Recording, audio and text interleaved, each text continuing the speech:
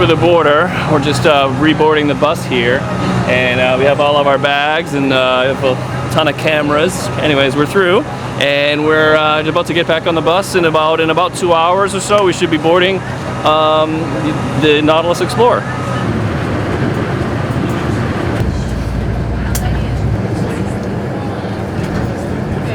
Okay, everyone, welcome to Ensenada. This is the entrance to the marina.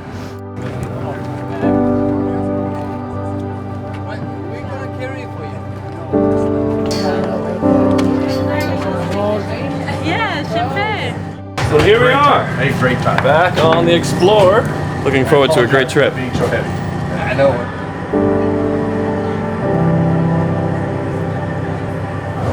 You also will see the eco-friendly body wash and shampoo. Also will see sunscreen, eco-friendly, reef-friendly. And you have a menu in each bed. Let us know if you guys need anything else. Sure. Thank you. And then this is one of the original boats to go out there, like starting way back when. And now, you know, back then there was just a couple named sharks. Now there's over 300. I think we named over 50 last year. Probably going to meet that or maybe exceed that. You know, ever since they started protecting this area, it's just been exploding with sharks. No, here we are, day one. The crossing was pretty good. It's nice and smooth. The weather's beautiful. There's not a cloud in the sky. I'm really looking forward to this. But breakfast is great. Nice warm breakfast. There's actually second breakfast. They give you a first breakfast at 7:30. Then at 9:30 they have second breakfast. So it's kind of a little Hobbitville here. So it's all good. But no, looking forward to getting to Guadalupe and getting in the first day of diving. And it's really good for me to see your faces out of the gate saying this is the best day of my life, Captain.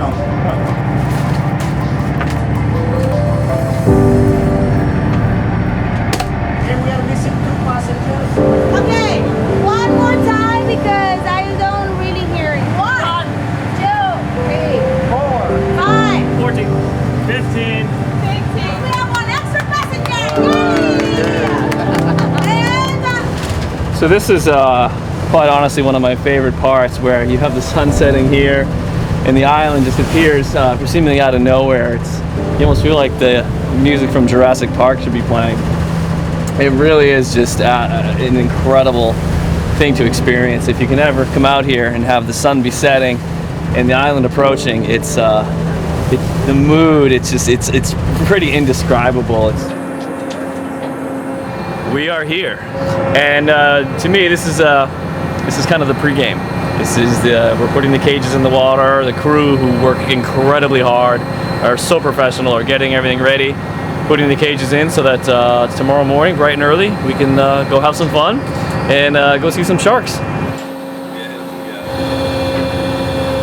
We've been here about 10 minutes, and I have a new friend, as you can see, and these birds are actually, this one is actually very, very young. I don't even know how it made it onto this boat. It doesn't even look like it can fly, but they're very much attracted to the lights. And so what we try to do at night is keep the lights off so that these birds are not attracted to the boat and don't come here.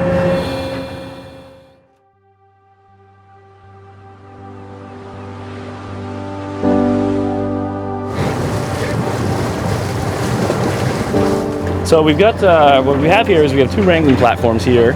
We also have 2 surface cages right here, and then on either side, port and starboard, we have these submersible cages. The submersible cages go down to about 25 feet. I'll actually be in that one in about 10 minutes, so I've got to gear up. Some people like the submersible cages because that's where you get the breach shots. That's where you get a lot of surface action, tails flailing, water flying everywhere. You get the crowd going wild.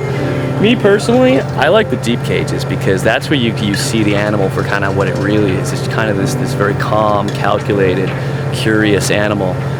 They cruise by very slowly, and the one thing that I enjoy the most is the eye contact. You'll be sitting there in the cage, and if you're busy, with your GoPro or whatever camera you have, and you're filming, you kind of miss the moment, and you don't realize that you can make eye contact with this animal, and it is looking at you. You are looking at it, and their eyes, if you look closely, are actually blue, which a lot of people don't realize. So let's go in the deep cage first. Sure.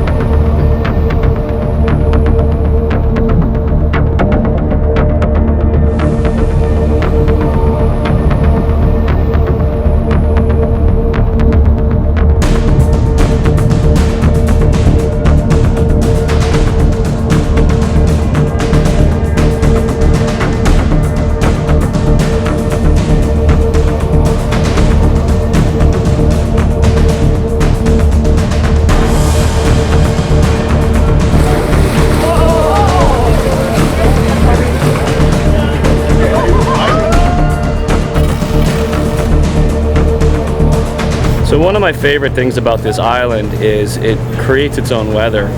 And one of the cool things that you can do is just get a drone up and kind of see that for yourself. Just see the topography of the island. It's absolutely incredible.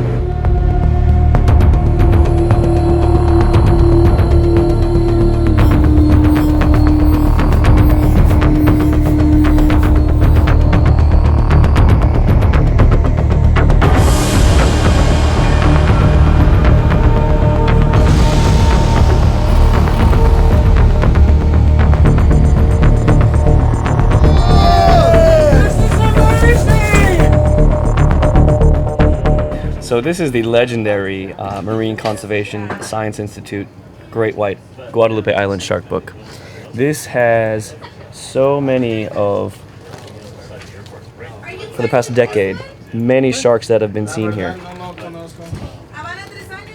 Whoever films one side of them or both sides of them gets the naming rights to them. And so what we're doing here tonight is identifying the sharks that we saw today.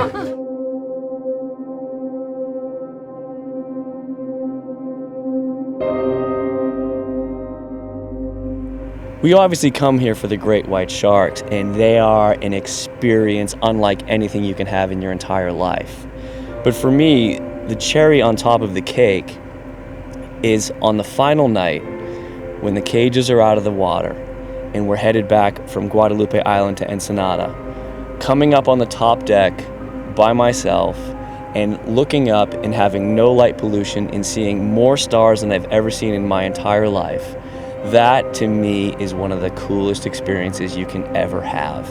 It reminds you of how small you are, how insignificant you are, and while your time on here is important, ultimately, at the end of the day, none of us matter.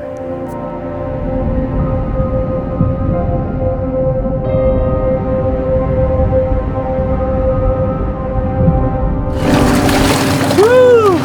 So nice. All right. The last dive. It was good. Really good. Good shark. Right, Been with us for Shannon. 3 days straight. It was just really fun playing with him. So, great trip.